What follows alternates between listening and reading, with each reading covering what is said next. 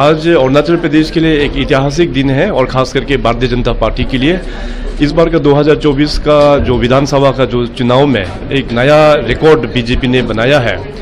2019 election में हम लोग ने 41 सीट्स आउट ऑफ 60 हम लोग ने जीता था 41।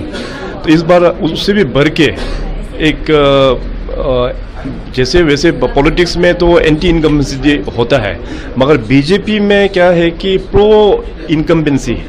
तो अभी 41 सीट्स 2019 में जीता, 2024 में 46 सीट जीता, तो इसका मतलब प्रो इनकम्बेंसी का ये एक सिग्नल है। तो मैं अरुणाचल प्रदेश की जो जनता है उसको मैं हृदय से बहुत बहुत धन्यवाद ये आभार करता हूँ। और this is an reflection PM Narendra Modi साहब के आशीर्वाद में जो काम अरुणाचल प्रदेश में हुआ है, उस काम को देखते हुए अरुणाचल प्रदेश का जनता ने दोबारा फिर अपना राज्य में भारतीय जनता पार्टी का सरकार गठन करने में वो लोग ने एब्सोल्यूट मेजोरिटी का हिसाब से अपना कैंडिडेट को जिताया है। जो भी ऑर्गेनाइजेशन होता है प्रोफेशनली तो अपना एक टारगेट सेट करता है, ताकि अपना एम्प्लॉइज़ लोग बोलो या पार्टी में बोलने से अपना कार्यकर्ता लोग हो गया, तो उन लोगों को टारगेट मिलने का उस हिसाब से वो लोग काम करता है। कि इसका ज़रूरी नहीं है कि 100% उस टारगेट को अचीव होता है, मगर close to date target achieve होता है। जैसे फॉर एग्जांपल अपना स्टेट में भी हम लोग ने 50 का टारगेट दिया था, 50 तो नहीं पहुंच पाए मगर 46 पहुंच गया है, टारगेट का बहुत ही नज़दीक हम लोग पहुंच गया है। सो एनीवे अभी जिस प्रकार से पीएम नरेंद्र मोदी साहब पूरे देश भर में वो जो काम किया है, उनका जैसे यशस्वी प्रधानमंत्री और अपना देश का हिस्ट्री में हम लोग ने देखा नहीं है। और ख़ास करके हमारा नॉर्थ ईस्ट के लिए तो नरेंद्र मोदी जी का प्रति लोगों का मन में बहुत सारा प्यार है। सो हमें लगता है कि 4 तारीख में भी जो पार्टी ने एनडीए के लिए जो लक्ष्य दिया है कि 400 पार, तो डेफिनेटली उसका मार्जिन हम लोग को लगता है कि उसका आमने सामने ज़रूर आ पाएंगे। ले हलवा দিদিদের বুকের জ্বালা যন্ত্রণা তো বহুগুণ বেড়ে গেল। কেননা 4 তারিখ 4 জুন যখন দেশ জুড়ে ইভিএম খোলা হবে তখন কি ফলাফল হবে সে তো সেদিনকেই বোঝা যাবে, কিন্তু যা এক্সিট পোলের ইঙ্গিত সেখানে তো গেরুয়া আবির খেলারই কথা দেশ জুড়ে। কিন্তু তার আগেই আজকে 2রা জুন, মাঝখানে আরও একটা দিন রয়েছে, তখনই তো গেরুয়া আবির খেলা শুরু হয়ে গেল। কেননা একটি নয় দুটি রাজ্য কিন্তু নরেন্দ্র মোদীর সঙ্গে থাকার অঙ্গীকার নিয়ে নিল। এই যে লোকসভা নির্বাচন চলছে সেই লোকসভা নির্বাচনের সঙ্গেই 2টি রাজ্যে কিন্তু বিধানসভা নির্বাচন হয়েছিল এবং সেই 2টি রাজ্যের নির্বাচনে একটা ছিল অরুণাচল প্রদেশ, যেখানে তো বিজেপির ফলাফল শুনলেন। 60টি আসনের মধ্যে 46টি আসন, মানে গতবারে তারা 41টা আসন পেয়ে ক্ষমতায় ছিল, সেখান থেকে আরও 5টি বাড়িয়ে নিয়ে 46টি আসন তারা কিন্তু নিজেদের দখলে নিয়ে চলে এসেছে। এর পাশাপাশি সিকিমেও কিন্তু 32 আসনের নির্বাচন ছিল। সেখানে এই রাজ্যের মিডিয়া প্রচার করতে শুরু করেছে যে বিজেপি সেখানে শূন্য পেয়েছে, সিকিম বিজেপিকে নাকি শূন্য করে দিয়েছে। কিন্তু সেখানের যে পলিটিক্সটা হয়েছে সেটা বিজেপির পক্ষেই সম্ভব এবং আরেকটা মারাত্মক পলিটিক্যাল জায়গা কিন্তু বিজেপি তৈরি করে নিল এবং সেই সিকিমও বেসিক্যালি কিন্তু এনডিএ জোটের আন্ডারে চলে এলো। কি হয়েছে অরুণাচল প্রদেশে, কি হয়েছে সিকিমে এবং এইটা আগামী 4 জুন ঠিক কতখানি এফেক্ট ফেলতে চলেছে তা নিয়ে কিন্তু অবশ্যই বিস্তারিত আলোচনা করব এই প্রতিবেদনে। নমস্কার প্রিয়বন্ধু মিডিয়ায় আপনাদের স্বাগত এবং আপনারা দেখছেন প্রিয়বন্ধু বাংলা, সত্যের সন্ধানে সর্বদা আমি শুদ্ধশীল। বন্ধুরা, আগে অরুণাচল প্রদেশটা একটু বলে নিই, সেখানে কি হয়েছে বিস্তারিত ফলাফলটা। মোট 60 আসনের এখানে নির্বাচন ছিল, তার মধ্যে 10টি আসনেই কিন্তু বিজেপি প্রথমেই বিনা প্রতিদ্বন্দ্বিতায় জিতে যায়। এবার 50টি আসনে ভোট হয়, সেই 50টি আসনের মধ্যে 36টি আসনেই কিন্তু জয়ী হয় বিজেপি, অর্থাৎ আগের বিনা প্রতিদ্বন্দ্বিতায় জেতা 10টি আসন এবং এবারের নির্বাচনের মাধ্যমে জেতা 36টি আসন, মোট 46টি আসনে সেখানে জয়ী হয়েছে বিজেপি। গতবার যেটা 41 ছিল সেখান থেকেও কিন্তু আসন সংখ্যা তাদের 5 আরও বেড়েছে। অন্যদিকে এইখানে কিন্তু কার্যত ধুয়ে মুছে সাফ হয়ে গেছে কংগ্রেস। গোটা রাজ্যে একটি মাত্র বিধানসভায় কংগ্রেস জিততে পেরেছে। এছাড়াও এনপিপি 5টি, এনসিপি 3টে। এনসিপি মানে আপনাদের মনে থাকবে যখন এনসিপি তৈরি হয় শরদ পাওয়ারের সঙ্গে কিন্তু পিএম সাংমাজি যিনি ছিলেন একজন বরিষ্ঠ, তিনিও কংগ্রেসী, তো তিনিও কিন্তু যোগ দেন এবং এইখান থেকেই কিন্তু সেখানে শুরু হয়, সেই উত্তর পূর্ব থেকেই শুরু হয়। সেই এনসিপি কিন্তু 3টি আসন পেয়েছে, নির্দলরা 3টি আসন পেয়েছে এবং পিপিএ 2টো আসন পেয়েছে। কোন দলটার কথা চিনতে চান? না না, ওরা আঞ্চলিক পার্টি, ওরা এখানে কিছু করতে পারেনি, হয়ে গেছে, ছেড়ে দিন। যাই হোক, এই গেল অরুণাচল প্রদেশ। এইবার সিকিমে আসছি। সিকিমে এবার যেটা হয়েছে, সিকিমে 32টা আসন আছে, ক্ষমতায় আসতে গেলে 17টা আসন পেতে হবে। তো সেখানে এসকেএম, সিকিম ক্রান্তিকারী মোর্চা, তারা 31টি আসন পেয়েছে এবং এখানে জ্যোতি বসুর রেকর্ড ভেঙে দেওয়া। সিকিম মানেই কিন্তু অনেকেই পবন চামলিংকে চিনতেন, পবন চামলিং সেখানকার মুখ্যমন্ত্রী ছিলেন। তাদের যে দল আছে সেই এসডিএফ, সিকিম ডেমোক্রেটিক ফ্রন্ট, তারা কিন্তু একটি মাত্র আসন পেয়েছে। এবার অনেকেই বলবেন তাহলে বিজেপি এখানে আলাদা লড়েছিল, তাহলে এই রাজ্যটি কী করে বিজেপির আন্ডারে হলো? এই এসকেএম যেটা রয়েছে, সিকিম ক্রান্তিকারী মোর্চা যে পার্টিটি রয়েছে, সেটি কিন্তু এনডিএর অ্যালায়েন্স, যে এনডিএ রয়েছে সামগ্রিকভাবে তার অ্যালায়েন্স। এবং স্পেশালি নর্থ ইস্টের যে রাজ্যগুলো রয়েছে সেখানে অনেক ছোট ছোট আঞ্চলিক দল আছে, তাদেরকে নিয়ে কিন্তু বিজেপির একটা আলাদা ফ্রন্ট আছে, বা এনডিএরই পার্ট সেটাকে বলা হয়, এক্সটেন্ডেড পার্ট বলা হয়, সেটাকে বলা হয় এনইডিএ, মানে যেটা সারা ভারতবর্ষের ক্ষেত্রে এনডিএ, সেটা এনইডিএ। এই এনইডিএ এর পার্ট কিন্তু হচ্ছে এসকেএম।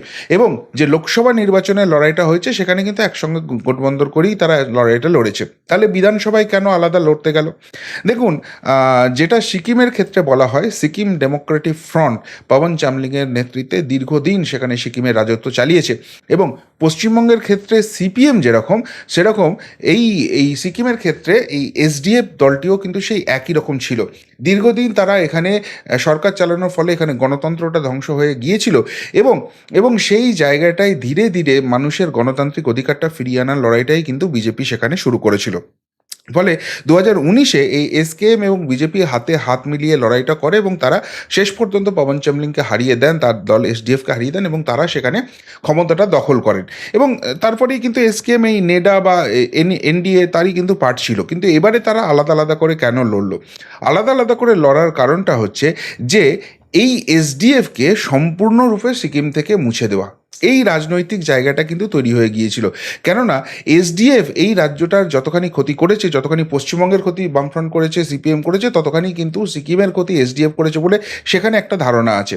এখন যদি জোট করে লড়তো, মানে বিজেপি আর এই এসকেএম যারা অলরেডি জোটের মধ্যে রয়েছে, তারা যদি সেখানে জোট করে লড়তো, তাদের বিরোধী হিসেবে কিন্তু এসডিএফ পরিসরটা পেত এবং তারা কিন্তু সেই বিরোধী থাকা অবস্থায় যখনই একটা রাজনৈতিক পরিসর পেত, আস্তে আস্তে তারা ক্ষমতার দিক থেকে আসছিল এবং সেই জায়গা থেকে কিন্তু বিজেপি আর এসকেএম আলাদা আলাদা লড়ার সিদ্ধান্ত নেয়। তাদের যেটা ধারণা ছিল যে এর ফলে ভোট কাটাকাটিতে এসকেএম ক্ষমতায় আসবে, বা যদি বিজেপি সেখানে বেশ কিছু আসনে জিতেও যায় তাহলে সেখানে বিজেপি মূল অপোজিশন হয়ে যাবে এবং পরবর্তীকালে এসকেএম আর বিজেপি কিন্তু সেখানে একসঙ্গে মিশে যাবে।